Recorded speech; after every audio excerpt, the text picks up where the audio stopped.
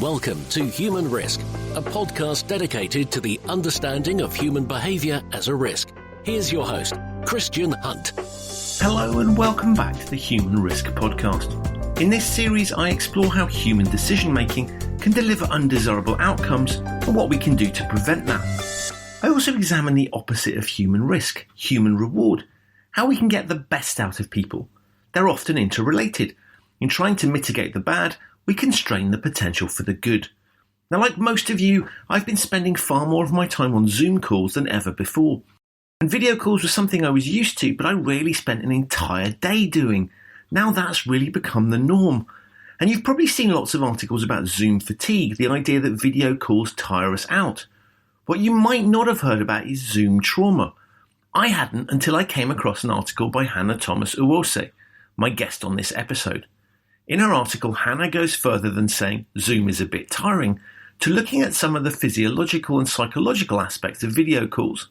What her research has discovered, through both years of her own experience and looking into relevant areas of neuroscience, is that the extent of the absence of so many of the cues and interactions we take from the physical world means that we're not just experiencing fatigue, we're actually in trauma. In her article, Hanna goes on to suggest that in order to compensate for what's missing, we need to develop new ways of communicating to allow us to have better interactions online. Taking inspiration from the creative arts, she suggests some ideas for how we might think about this. As I've looked at human risk under coronavirus, it's become clear to me that at a time when we're all under increased stress, human communication is even more important. Yet the tools we have aren't necessarily giving us the best possible opportunity to express ourselves and be human. Of course, it's better with the tech than without, but that doesn't mean it's by any means perfect. And focusing on the benefits, we might well ignore the downsides, which, as Hanna highlights, aren't insignificant. All of which means I wanted to get her on the show to understand more about the thinking behind it and to explore how we can take things further. As you'll hear in our discussion, I'm really sold on the idea of what she's suggesting, and it's something I want to work with her to take forward. I'm hoping that at the very least you'll find it interesting, and maybe based on your personal experiences, you'll want to participate in some of the experiments to help promote this. As with all my podcasts, our discussion took place via video, but with only the audio being recorded. It's my way of connecting a little with my interviewees. Even though the end product is only audio, it helps us to have better discussions. I mention that because it's relevant for part of my discussion with Hanna. I guarantee you that if you're spending a decent chunk of your time on video calls, what Hanna has to say will at the very least be thought-provoking. So please enjoy my discussion with Hanna Thomas Uose. Hanna, welcome to the Human Risk podcast. Hi, thanks for having me. It's great to have you here, and I want to come on to talk about the article that grabbed my attention, that is really the reason I wanted to invite you on. But I think it'd be great if you could just give my listeners a sense of who you are and your sort of background and what you do now.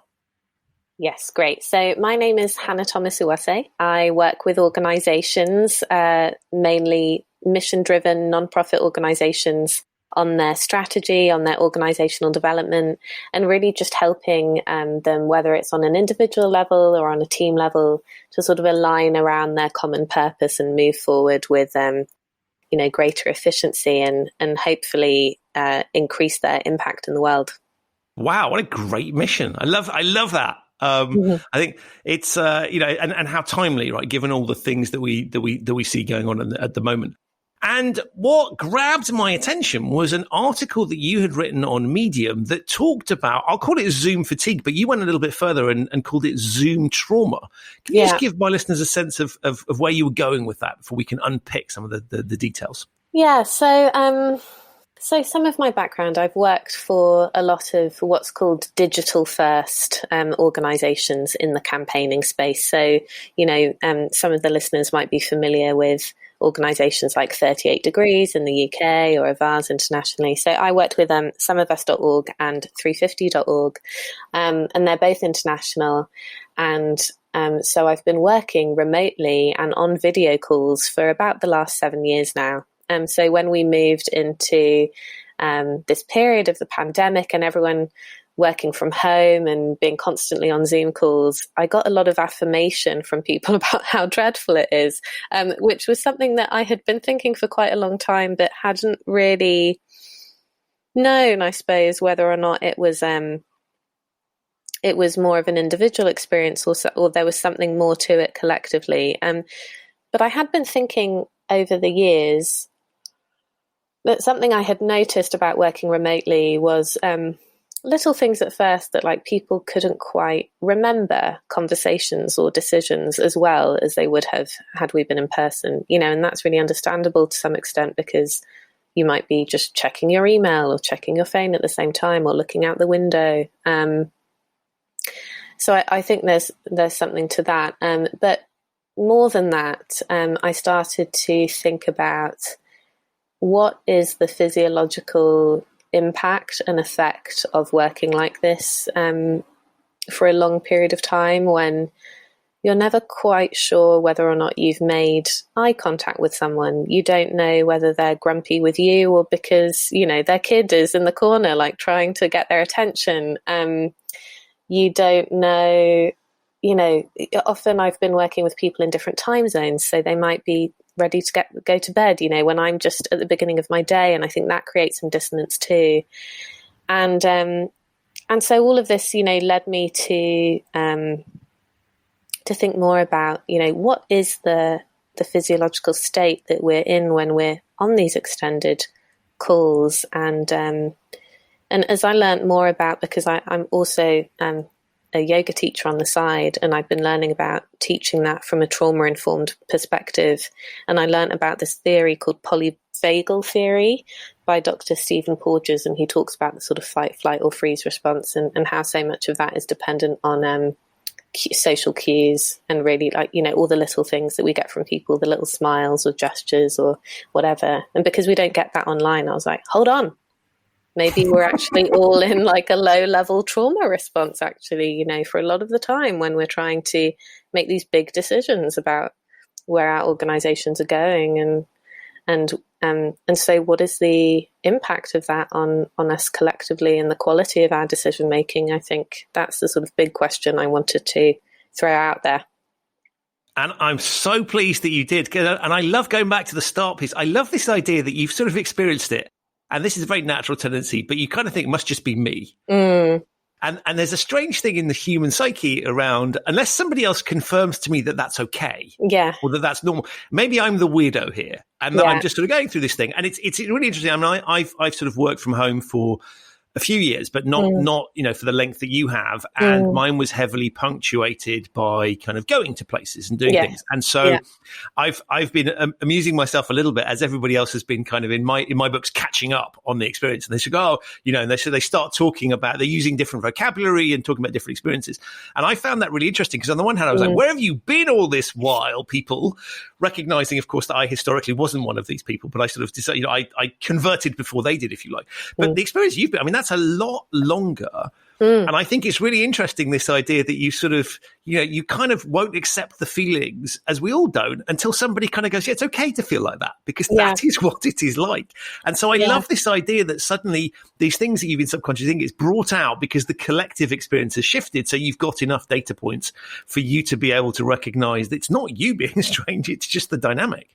Yeah, totally. And so therefore, what is the impact on efficiency? Because I think what I observed at the beginning of the pandemic was this absolute rush of sort of joy from a lot of people, like sort of counterintuitively being like, oh my gosh, I don't have to do the commute. Like, this is so nice. I can work in my bed, sort of thing. And that gives you, I think, the illusion of efficiency. Whereas, like you say, if you're coming off every call saying, oh, I'm not quite sure, like, was that just me? Or what did we just decide? Or, I really wanted to bring up this thing, but I wasn't sure if it would land well. So you're more reticent or more reluctant to bring up maybe direct conversations. I think the collective impact of that is just such a massive slowdown, actually.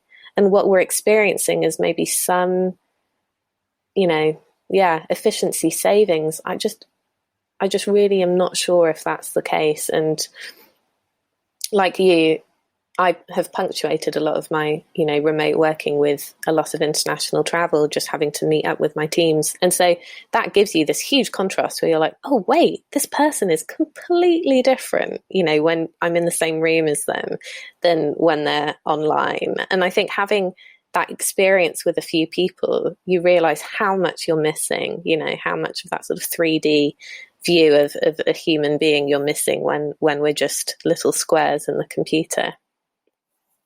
And it is very interesting because the narrative that's out there, and this is why I thought your article was great, is the narrative is out there is this has brought, this is made, we've adapted technologically in ways that would have taken decades. And look at all these amazing benefits of working from home. And there's been a little bit of a counter narrative of sort of people that have, don't have the space at home or have abusive relationship. Yeah. But those are sort of touted as the, let's not forget these people, very important, but they're the exception. For everybody else, this is a boon for productivity. Yeah. And what I liked was that this is a very thoughtful counterweight to that, in that you're saying, I recognize there are some tremendous benefits, but hey, let's just reflect on the fact that there might be some unintended consequences and probably things that I guess if you're fresh to this wouldn't occur to you. And therefore the benefit that your insight is that you've had a number of years to think about this and you've had that contrast, as you say, of sort of what does the other side look like? And you've been able to, you've kind of come to this conclusion. And all that's happened now is that you've kind of, I guess, felt able to speak, right? Partly because you've got an audience for it, but also there's that confirmation piece. So I think your analysis is really interesting because it does fly in the face of the prevailing narrative, which isn't working from home really cool?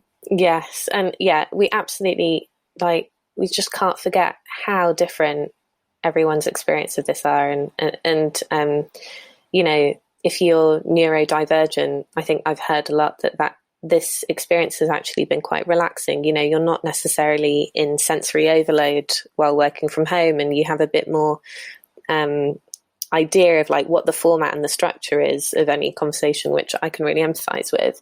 And there are also people, like you say, who, might not have the internet access or the data, who don't have a dedicated space at home, or who have had to prioritize caring needs. And of course, what a nightmare, for those people. So of course, this, I think basically my take on all of this is, on the one hand, the narrative's been yes, isn't remote working cool? And the counter narrative so far has been oh, but it's a bit tiring, isn't it? But it just feels like the analysis has to be so much broader than that. What about digital equity and access? What about, the quality of the decisions we're making? What about the impact on our physical bodies, having to sit in this really rigid position, like myself and so many of my coworkers who've worked in the same context for many years. We all have shoulder problems, back problems, arm problems, wrist problems, and it's just not a humanizing way to live. And I think because, the theme of what you do is so much about centering people and getting the best out of people. It's where we are now, it can't possibly be the end goal, and what's the next complete reimagined leap, rather than iterating and making small improvements on how we're working now. What is it in 10 to 15 years that we are imagining for ourselves? And I think, I don't know too much about this, but I can imagine if we were to make real technological advances, it makes way more sense to be well, how are all our holograms going to gather, in the same office space in 15 years, rather than can I have a better screen or a better microphone? Do you know what I mean? It's interesting when you talk about it, because I what I see happening here is I see the software has advanced hugely, but there hasn't been, and there's a few exceptions where I think there's some really clever bits of kit. There's a thing, I don't know if you've seen this thing called the Meeting Owl, which is I'll put a link to this in the show notes. I'll send you details on it. It's basically a camera, and it's designed to bridge that gap between people sitting in a physical room and then people remotely kind of dialing in. And what it does is it kind of gives you a picture from the center of the room, so that it's an attempt to bridge that gap between it. But that's a rarity. For the majority of people, the interface is, you get a slightly better camera, you get a slightly higher quality feed, you can do some clever things with the screen. Right? Yeah. You can share your screen. You can have a background that makes it sort of pretend to look like you're on a beach or something. But it's in essence, it's dealing with this very flat piece, and you're looking into a camera lens what you're sort of, there's no feedback from that lens. And equally, you're getting very two-dimensional feedback in the screen. There hasn't been any advancement in that at all. So when there's been the focus, Zoom has focused on security and, how do we have bigger webinars and how do all those sorts of things that presuppose that the functionality is okay. We just need to enhance it. And I think what you're talking about here is really the physical elements of the experience, both just as you say, in terms of the way you sit, but also just in terms of the physical experience of engaging. And it's very inhumane in many respects, which is why I think the word trauma is interesting because, everybody talks about fatigue, but you've kind of gone there with some scientific backing into the full space saying this is traumatic, not just fatiguing. Yeah, because if you think about, if you and I were sat in the same room now, I'd be able to see way more of you. I can now see about 3/4 of your face. There's like a big microphone in front of it, and I can't see your arms or hands or any the rest of your body. And what does that mean? What's the impact on the other person of just being able to see this very limited view of someone? And it's not.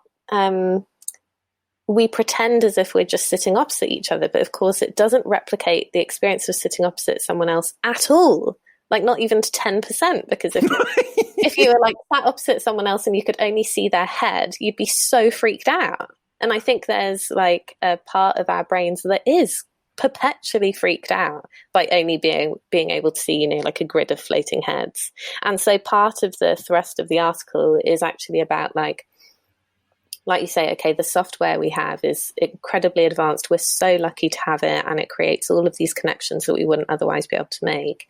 But like, how can we engage our imaginations in order to make sure that the quality of the communication, like the quality of feeling we convey, is of the same quality or at least nearing it as it would if we were in person. So part of what I'm proposing is like this maybe off the wall idea of maybe creating like a much more overt language of gesture, like more, I find over the last few years, my body language has like sort of traveled up my body. So my hands, I love this. I use my hands and I gesture a lot, and I gesture up around my face, just in daily life. I don't know if I would do that if I hadn't spent the last 7 years remote working. I think it's partly because I realize, okay, I want to people won't be able to see me, but at the moment I'm like gesturing wildly, like within the square of the video.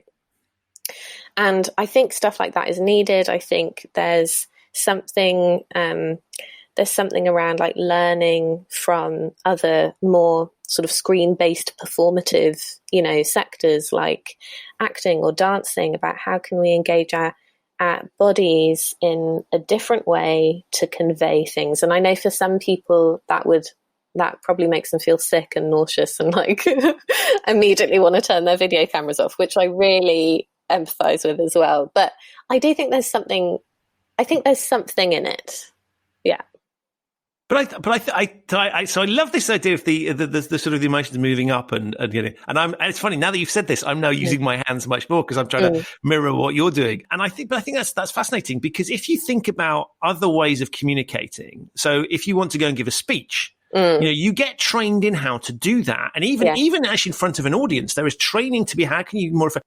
So if we recognize it in that field and we say, look, we wouldn't put somebody on a stage, at least not where people are paying money for it or where you want to leave with a good impression, without giving them some form of training. Ditto, people that read the news on TV or people that are acting have taught how to do or learn how to do this. Yeah. And so we've been parachuted into this world where it's not just a sort of, a minor form of communication that you occasionally engage, a bit like a sort of doorbell intercom, where it sort of doesn't matter if you're particularly competent at it because you're only doing it a few times. As long as you can ring, answer the door and let someone in, it's fine. Whereas this is becoming the primary means of communication. And I think you're onto a really good point here, because we haven't been taught how to engage with that. And it's not just a case of, love the camera and engage. There's a whole load of things there that are implicitly what you're saying missing. Yeah. And we're not able to communicate those things. And I thought there was something fascinating you said in the piece around, use of emoticons and emojis and these sort of replicas, which sort of seem like a bit of fun. But actually, you're right that they're a brilliant way of puncturing very powerful emotions that we don't find other ways of expressing. And that's why they've become so prevalent. And we haven't got that for this medium. No, absolutely. So as verbal, or written communication has decreased over text and things, like what emerged, it was emojis to sort of communicate those ineffable, feelings that either take too long or are impossible to convey in writing. And what I really love about emojis, this is this fun fact that the most used emojis are faces, hands, and hearts, which is, it's really about expression, and what's the equivalent for video calls? Is it that we have to have some sort of, just more expressive sign language even, or do we have a more sort of full body video experience? I don't know. And I think, there's probably not a right answer here, but it's just, I think I just wanted to provoke some different ways of thinking about it, because it seems to me that people are in a state of just accepting that this is how it's going to be. And I think the cost of it is too high. Yeah. But first off, to say you got me, right? Because I completely, as soon as I read it, I just went, that is genius. Not because you're proposing a solution, but it's kind of, you're not, you're just suggesting we need to think about this. And as you were just talking, I thought, it is interesting if you look at something like Instagram Live or Facebook Live, or any of these sort of broadcast mechanisms, they've carried through some of those buttons, the like button, the heart button, all get carried through, and people use those in that context. So if you wanted an example of sort of how does this work, well, there you go. Somebody does a sort of a live broadcast on social media, and people use that. Yeah. Now, you might say, well, they use it because it's there, correct? But it demonstrates that they're prepared and willing to use it, and it allows them to engage in a way that otherwise that screen experience wouldn't. Yeah. So I think there's a really good example of just straightforward saying, let's not worry too much about whether let's just start with that and say that works, that people use it. Yeah. And we should build off this thing. And I think you make a really good point in terms of sort of the how do I respond to that? And I think our ability to switch off and not engage with the other person, particularly where it's kind of webinar and it's one-way traffic. Yeah. Really, I mean, it's very tiring to sit there watching something where you're sort of supposed to be paying attention, that particularly if it hasn't been produced in a way that is engaging. And I think, why is it we stare at a TV screen for hours if we do that? Well, the answer is because they've produced content that's engaging. Much of the content that's produced in this format isn't really. It's just lazy filming of sort of an attempt to communicate. And so I think we do need these enhancements. Yeah, I think that's a really interesting point around Instagram Live. So, there have been some really interesting, experiments and uses of this technology, especially during the pandemic. So I've watched and linked to in the article some really just gorgeous music videos, for example, that are using Zoom in this incredibly creative way. And I think on Instagram Live, like you say, so many content creators there are doing really cool work.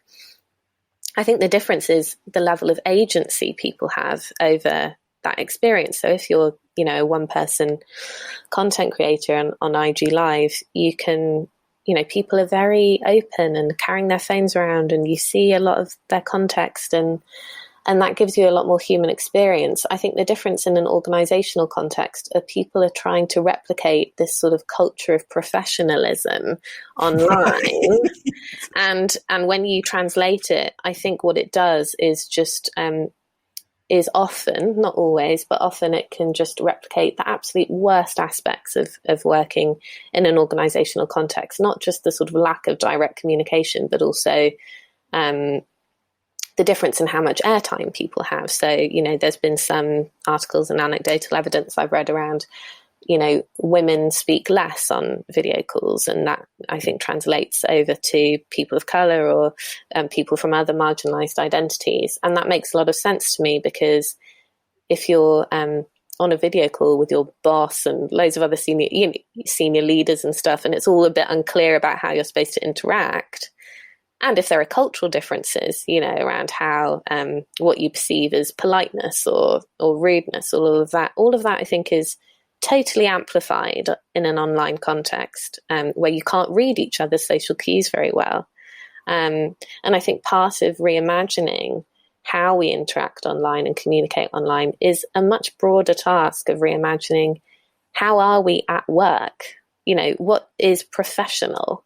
How do we get the best out of people? Like you say, the central question that you're interested in. And I think so much of that will be about moving away from this really traditional idea of what's appropriate at work. Yeah. And I think that plays into the really interesting dynamic that we sort of saw early days where, kind of people were trying to be super professional. And there was that video, you remember the video of the guy in the North Korea expert who his kids burst in on the room a couple of years ago, that epic video. And that kind of set, like, at the time, that was kind of like a bit shocking. And then we had a few more instances of those. And now we've shifted ourselves where actually it is not unprofessional to have your kids bursting in you. It's kind of entertaining, and ditto with pet. But that took a long time to shift. And we had sort of, people, and I think that's virtual backgrounds is another interesting one, which is sort of, I need to look professional. So I'll put something behind me because now sometimes that's to stop embarrassment because you're ashamed of what's behind you. Or you don't want people to see it. It's none of their business. And why should I allow you? But some of that was also around maintaining this sort of professional image. And we've had all those. You must have seen those Twitter accounts where they analyse people's bookshelves. Yes. What have they got on there? Sort of highly judgmental, but sort of highly entertaining at the same time. Yeah. And so I think there's all of the things you're talking about point to a shift that's sort of been happening, which is you go through a piece of going, I need to be super professional. And then you move into a world where you kind of go, well, screw that, right? I haven't got time. I can't be doing the makeup thing. I can't be doing the formal presentation piece. Yeah. And so what I end up doing is basically, having to sort of accept that that's the way it is. And I'll show my version of reality. And of course, as you point out with the influencers on social media, the way, how do you get successful there? You bring your personality. Yeah. So this medium, works from what we see so far, as in the people that are most successful at it are people that are naturally being themselves, bringing themselves.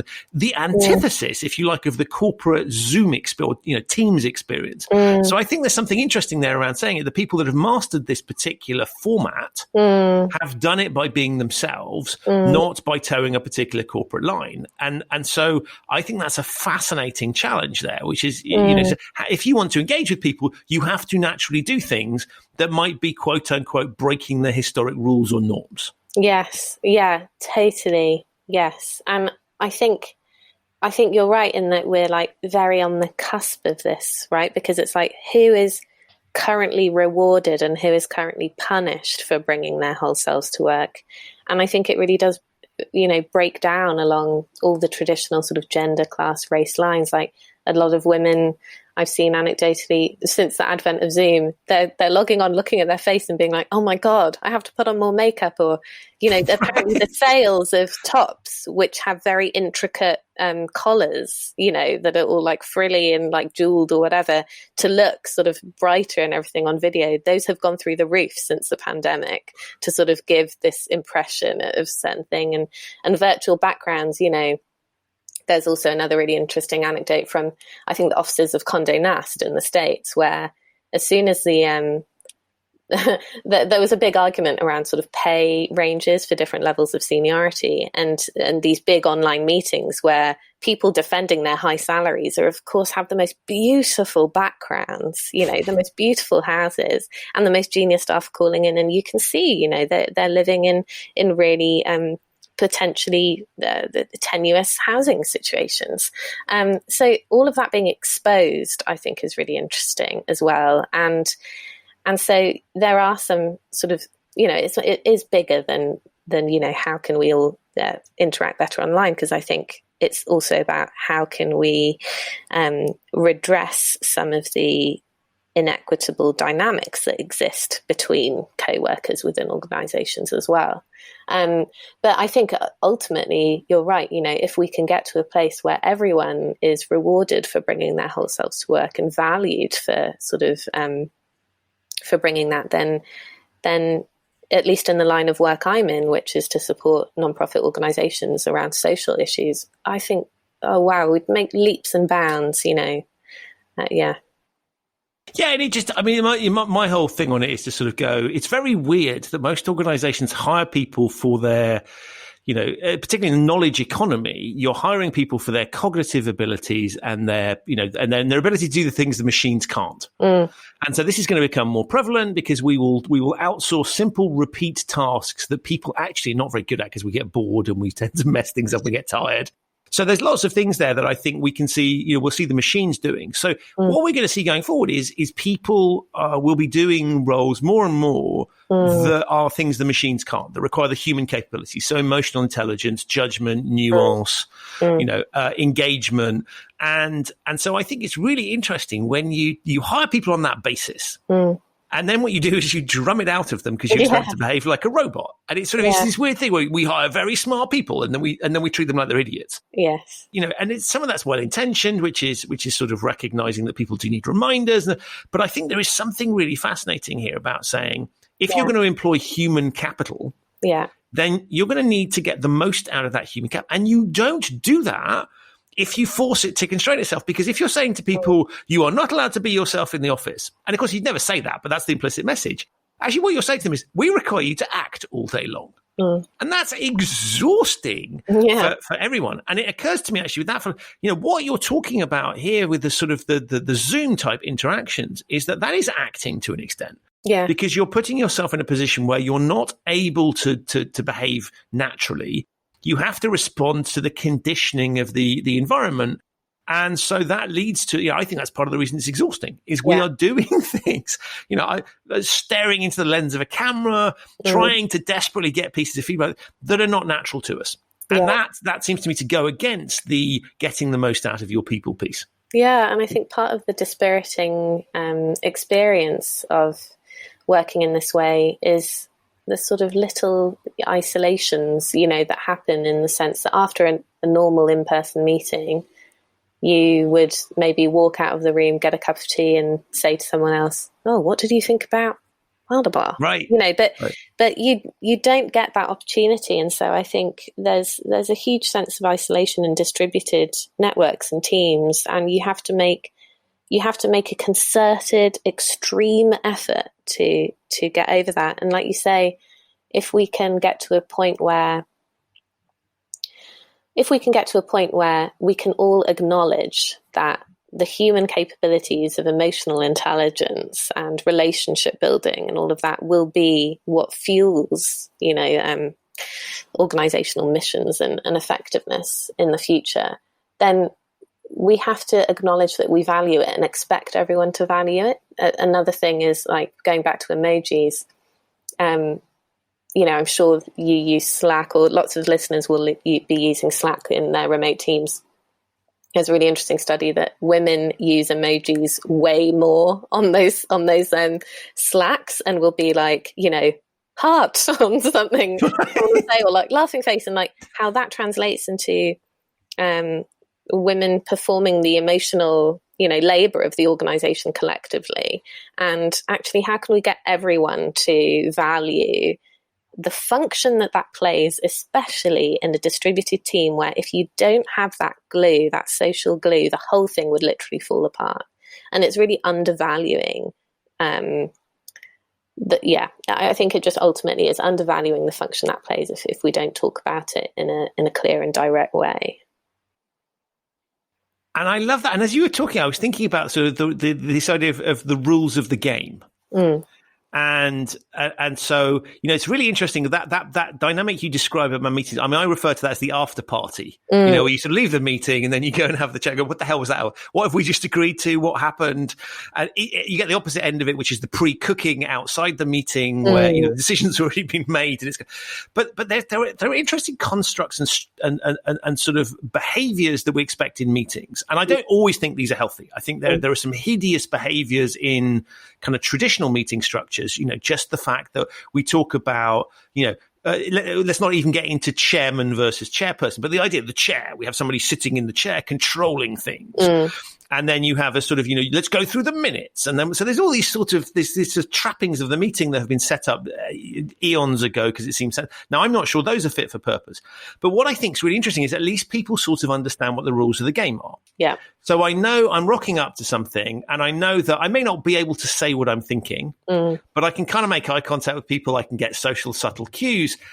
That's understood. What's really interesting about the virtual world is we don't know how to do that. And so we get really crass things like, somebody messaging someone meant to be a private message goes to everybody. Because we're still working out how these things work. Yeah. But there are also rules that are set by the controller of the meeting that are much more aggressive. And I think about, for example, if you're on a webinar, how you ask questions is set by the person who's giving the webinar. So they can decide to switch on or off the chat box. Right, they can decide to switch on or off the Q&A thing. They may do polling. They may not. So I think you turn up to this thing, I don't know what the rules of the game are. And a little bit like going to a restaurant in a foreign country where maybe the utensils aren't what you're used to. And you're like, how do I eat this with this? And which is this, the classic, is this a finger bowl or am I supposed to drink this? All those sorts of dynamics, I think, are happening in this space. And we have this supreme lack of control because even if we do understand what's going on, someone else is dictating the terms to us. And so I think that exacerbates the problem that we've got here, which is not only do I feel like I'm out of control because I'm not getting normal cues, but I genuinely am not in control because somebody else is super, super, super able to, really determine what sort of experience I have. So even if I've started to get to grips with the technology, there's a supervening power that reminds me of how powerless I might be in this particular situation. Yeah. Yeah. I think that's a good point. I think we're sort of at the beginning of all of this, like you say, and with all different kinds of experiments going on. I'm a huge fan of agendas and people having shared expectations, but you have to make it extremely clear what those are, like you say. And I think, maybe in the context of a webinar, you feel like, well, okay, I know I'm not invited to be a total participant in this, and that might lead you to check out or, hang up or go do something else. I mean, often if I ever join those things, I'm like making dinner at the same time, right? Just sort of like half listening or something. Which is actually, and there's a flip side to that, right? Which is that might be fine. Yes. Right. And maybe actually you sit there and go, I'm going to put this thing on. And I know that half the people are going to be doing whatever. Yeah. Actually, in a way that possibly if it was in a room, they might just be doing in their heads. Yes. So why not, but I think this is really worth bearing in mind. If you're doing a webinar at a time, and again, it depends, these are global. But if it's at a time when somebody else is, don't be surprised if you put a webinar at lunchtime. Yeah. And you put you allow other people to have their cameras on, or if it's a work meeting, you insist on it. Don't be surprised if they're sitting there stuffing their face, because that's you haven't thought about things from the audience's perspective. And so I think there's some tremendous benefits, but it's also just a case of going, actually, I need to recognize the audience's thing here. So what are they going to be thinking? So they're probably going to be thinking, how do I ask a question? Yeah. And if you don't explain that up front, I think you're causing unnecessary anxiety. And of course, they're not going to focus on the content.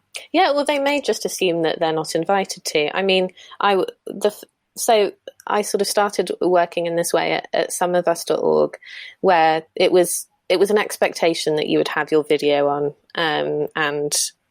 and then I moved to 350.org, where it wasn't so much of an expectation. So I would find myself, when I first started there, sort of giving presentations to 30 people, and I was the only person I could see. And I had to be like, I know you don't all want your video on, but I really need some of you to turn your video on so I can look at someone, and it was like a series of like concerted invitations to say, I actually want to be able to see your face and your reaction to this. Like, it's not okay with me that I have no idea how this is landing. And recently, actually, I've been running a few workshops sort of on this topic or related, and in each one has been, I don't know, about 60 to 70 people. And in every case, about half of the participants have started the workshop with their video off. And I've said, that's fine, like, up to you. But then there's this one exercise I really love to do, which is getting people to come up incredibly close to the camera, and sort of like this, and then invite them all to like sort of just look at each other's faces and be like, you're sharing space with this person. This person has really similar values to you. That's why they're here. And like to just recognize each other in that moment. And suddenly everyone turns their video on, and you can, like, all of these people are saying their video on because they are desperate to connect. And some people have like cried in that moment, I think because we are feeling extra isolated in this time. So that's really interesting to me that people really, you really do want to connect. We're built for it. We're built for connection. We're built for co-regulation and seeing each other's humanity. And I think it's easy for us to convince ourselves that we want efficiency and, let me just listen to this while also doing something else and checking this and that. But I don't think that meets the requirements of our humanity. And therefore, I don't think it will get our best work. And what I love about that particular exercise, and I won't do it now so you can see it because I've got a microphone in the way and I'll knock it over. But I love the idea there that you're doing something that you would, in a physical space, that would be weird. Yes. Right? You'd probably be talking to HR at some point if you tried to go into put your face up against someone else. But what I like about this is it's clever because I think it's allowing people to do something you couldn't do in the physical space. Yes. In a really fun way. And I like about it is one, it makes the digital experience more special because you're permitting something that's not ordinarily permissible. Yeah. And it's super powerful because it breaks, you're getting as close as you can to breaking the fourth wall, to use a sort of dramatic terminology. And I like that. And that for me is the interesting bit about what you're proposing, because it's not just saying, isn't Zoom a bit crap? And other video conferencing for software is available. But it's sort of going, okay, so we have to recognize there are probably some things that we're allowed to do in this world that we can't do, either logistically can't do or just sort of have never permitted in the other. Yeah. And wouldn't that be a really cool thing to say, okay, rather than this being a second-rate experience, it's a different kind of experience. And that's not, we're not going to sort of say, oh, well, it's, rank it against the face-to-face thing, because I think face-to-face will always win on some level. But if we could permit some things to happen that wouldn't otherwise happen, I think that's really cool. And so I look at this and say, I think getting a global team together is going to be really difficult to do in the current environment. So this is probably the only way you can do that. And so there's a benefit of this technology that face-to-face is going to struggle to do at the moment. Ditto, I love the exercise you've just described, right? You're never going to be allowed to do that face-to-face, but you can, and maybe there's some other things that we can come up with that are sort of play to the cheekiness, the unorthodox nature of it that allow us to kind of make this feel more human. Yeah, absolutely. That's exactly what I'm trying to get at. It is, I think we have to acknowledge it's a different experience. And so there are different parameters, and we can together sort of just invent new ways of being together. And that to me is really exciting. And I love thinking about, what are the moments of play that you can introduce, to really get the best out of people. And sometimes that happens organically when you're in person with people, and, an office develops in-jokes or, breaks out into spontaneous song or whatever it is they might do. And sometimes in person, you have to make a concerted effort around that. That's why everyone does these torturous icebreaker games or whatever at staff retreat. But I think there's so much of that that we can take inspiration from online. And another thing I did, another exercise, was just invite people to play with the frame. So it's like, okay, you have this box, and how can you play with it? So like, what happens if you're on one side or the other? What happens if you're really close or far away? What happens if you introduce different objects and a sort of and using those to communicate. And it all, I mean, this is all just very like nebulous, obscure thinking at the moment, but I do want to, that's the sort of line of thought that I'd love to experiment more around, because I think it would help unlock a maybe different way of thinking. Ultimately, that's what play helps us do, doesn't it? It helps us shift into a different mindset and instigate that creativity that we need for our overall missions. And I think I like the way you were talking earlier around sort of social media influencers and what they do and how they have used the format.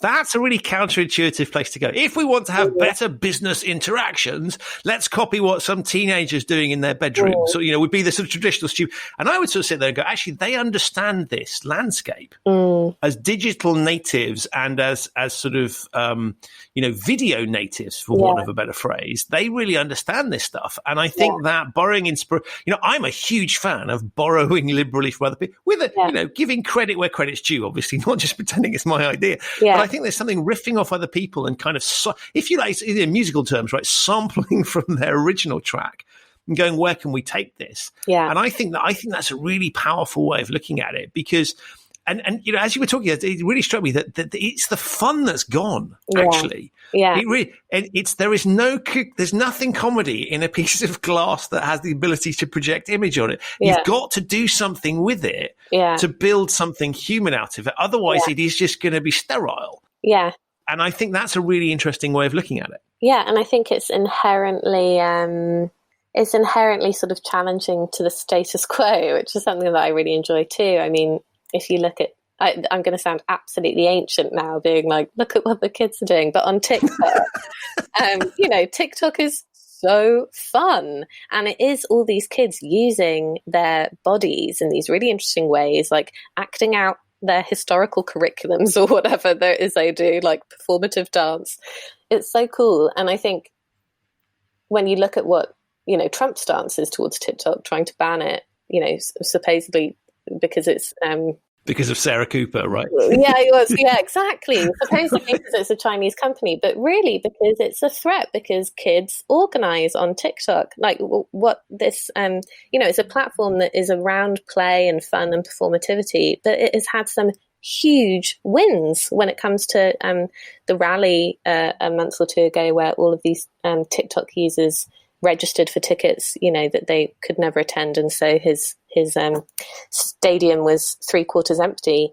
It was still the biggest rally in history, though. Still was, definitely. But so many nonprofits I work with, they would dream to have an innovative tactic like that. You know what I mean? And that was built on this platform that is specifically for play, and I just love that. And it's brought all these people together who have similar values and who can get stuff done. And I just, I'm really in awe of that outcome. I love this because this chimes. I mean, I've been doing this thing that we call the compliance media toolkit. And it's designed to sort of combine. Sounds really weird, right? What does compliance have to do with media? Well, the answer is compliance officers and ethics officers are now in the business of communicating, and so you're in the media business, whether you wanted that career or not. That's where you are. And so we've been looking at, and it's interesting as Richard and I, my colleague who's working with me on this thing, is really just saying, actually, we need to approach this thing fresh and think about what works and what doesn't. And I hadn't really made the connection that you've just beautifully helped me make, which is that's kind of where we're going for inspiration, because we're saying, well, if we're forced to use this particular technology and we're forced to use this quote unquote format, I don't mean literally the screen, but just the camera and the screen, then let's go to people that are really good at that. Why, to your point, why wouldn't you do that? Because if you're looking at doing so, if I'm looking to make a new alcohol, I might go and look at people that make alcohol already and do it really well. Or if I want a logo, let's find somebody that's good at this stuff. And I think that's a really good point, is find people that are unencumbered in this space and see what they have managed to make work. And then let's just take that, because we don't have to go through the same learning curve that they've got, because it'll take us a heck of a lot longer. And we might as well. And I love that idea, because I think that plays into One act plays into the beautifully into that trope of kids nowadays sitting in their bedrooms doing nothing. Actually, you're right. They're being supremely creative. I mean, there's some awful stuff there, let's be clear, but there's some amazingly clever stuff. Yeah. And I think that's a really nice idea to tap into that thing and just sort of say, if we want to engage with people, let's grab those that are unencumbered in their thinking. And that's usually artists. But I think this is interesting because this is allowing, the technology is allowing younger people to be creative in a way that either we wouldn't see or isn't as powerful, because normally it would be kids with crayons, as of which their parents will see and stick proudly on the fridge, but won't get a broad audience. Nowadays, that video stuff flies, and therefore we've got a really good data set for what is resonating and then conversely what isn't. Yeah. And I'm so interested. I mean, I wish we were paying more attention to children during the pandemic because, this is an entire generation now of kids around the world who, if they've had access to the internet, have spent the last few months trying to speak to their friends and be educated solely on screens. And I've heard really interesting sort of strange anecdotes from friends with children where, they've set up their sort of 4-year-old kids on these like Zoom calls with their friends, and how they're using the medium and like just building, Legos together and like showing each other things and like really, I don't know, it's just so interesting to think, if you were coming at this technology with absolutely no assumptions about how it was supposed to work, how would you use it? And I think a lot of clues might be actually in like the very young children who have now all been trained for the last 6 months on it. Yeah. Right. No, that's interesting because they've solved the problem themselves. Yeah. Right. They haven't sat there with this. This is how you behave in a meeting. Yeah. And therefore, this is how you behave in a virtual meeting. Yeah. None of that stuff. Yeah. But they're still connecting, and connecting with potentially very little verbal ability. I'm just so curious, like, how are they doing that? And what's the value that they're getting from that? And I just think there's there might be little clues in there. And I'm really interested to see what happens when that generation grows up and how they will view this technology and how they'll use it. And I just think we're all in for like a massive transformation. But I think I tell you what I love, right? And let's make a presumption that we get rid of this awful COVID thing and we can at least go back to something approaching, quote unquote normality. They're going to be so badly behaved in traditional meetings. I cannot wait to see. You're going to get the crusty people who, thank God we're back in the office and we can do these things. And then you're going to get these people that have, who don't care. Right? Yeah. It doesn't matter. That's because that's not how we do things now. We've shifted. And I think that's a really interesting way of articulating it, which is they've just been given the blank and they've decided this is how they're going to use this tech. Yeah. Right. And the starting point isn't, am I playing by the rules? It's exactly the opposite. It's, am I getting the effect that I want? It's total substance over form, as opposed to the traditional way that we approach these things is we need to follow a rigid path. Now, to your point, there's a reason why we let kids do what the hell they want to an extent. And then adults, we have to be a bit more controlled. But I think there's that playfulness and that willingness to push the boundaries, because if you don't push the boundaries, you're never going to get progress or development. I think is really powerful. Yeah. I'm extremely curious to see what happens for sure. It's amazing. So, look, you've put the call out there. I have responded, and I'm very keen to kind of keep this dialogue going and see what we can do some fun things together. So, I'll sort of talk to you about afterwards about some potential ideas there. But what's your sort of mission? So you've thrown the gauntlet down to people really powerfully. And then are you getting lots of people flooding in? Am I the exception? What's happening? No, I actually have. I extend an apology to the people who've emailed me and I have not responded. Because, I have, it's been really cool, actually. I've had a good number of people get in touch and say they're interested to think about it more. And I ran a workshop at this conference called the Allied Media Conference, which was basically a sort of applied experiment around the article. So we tried to invent a new body language, and that was really fun.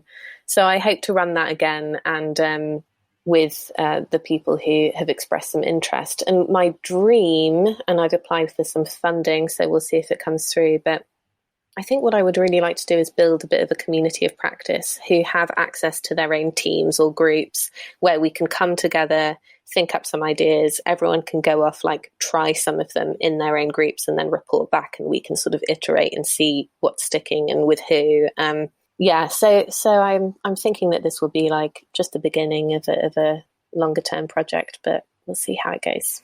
I love that idea, and I think that's really interesting, because if you look at sort of 21st century challenges, whether it's the environment or whether it's whether it's ethical issues, the way these things tend to evolve is you have people that push it within organizations and they really go for it, and you have these kind of coalitions of people that say, well, how are you doing this, how are you managing that? Because there isn't a rule book to follow here. It's literally, let's just see what works, and actually we can borrow and we can share ideas. And I like this because this isn't about one company's intellectual property that we need to present. This is about how we have better human engagement, and isn't that a mission that we would all want to be on? So I love this idea of what you're effectively doing is a sort of little bit of science here, which is we just seed some ideas amongst the community, and we let them go wild with it to the extent they can. And then they just report back and we see what happens. And it's beautifully, it's scientific to the extent of you're running experiments. It's probably unscientific to the extent of they're not controlled experiments. But that doesn't matter, because this isn't about sort of proving a point from a kind of intellectual, rigorous perspective. This is about let's test some stuff out and see what works. Totally. So I love that. So first off, you can absolutely count me into that space. And the second thing is, I would love my audience, who I know, some of them will be feeling a little bit nervous around it and going, she's got some crazy ideas. But other people are going to be going, I love this, because I intuitively recognize that the format isn't working, or because I've had one of those nightmares or several of those nightmares that you talk about, which is, I've just realized, I thought this was really exciting. It's actually got some real downsides and we need to do something about it. And I would hope that people listening to this podcast are kind of engaged enough. So I will absolutely keep my audience abreast of what you're up to try and wrap them in, because I think it's, the more the merrier on this one. There isn't a sort of, exclusive group. If we could have lots of people doing this stuff, it'll make it, I think it'll make it much more contagious. Definitely. And you won't be the weirdo on the call doing funny gesticulations or trying to use emoji. You'll actually have the people. And I think getting the software designers is really important as well here, because actually they need, there is the architecture that we have, the screens, just literally the way, where are the menus on the screen? How easy is it to do?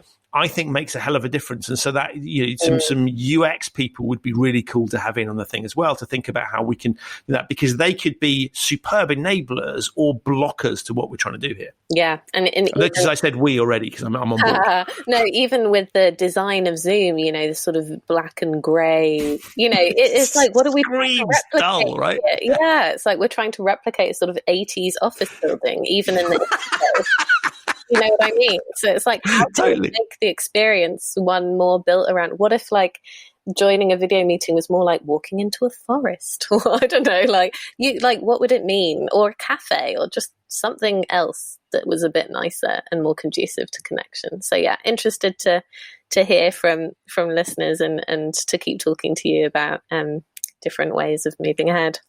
Amazing. I'll tell you what else we'll do as a little behavioral science trick to help you, right? We will reframe this podcast, right, as being the reason you haven't got in touch with people is you need to do this podcast, and we're going to get this podcast, and I will expedite the release of this podcast so that you can point to that and go, here you go, this is all the stuff, this is what I've been working on.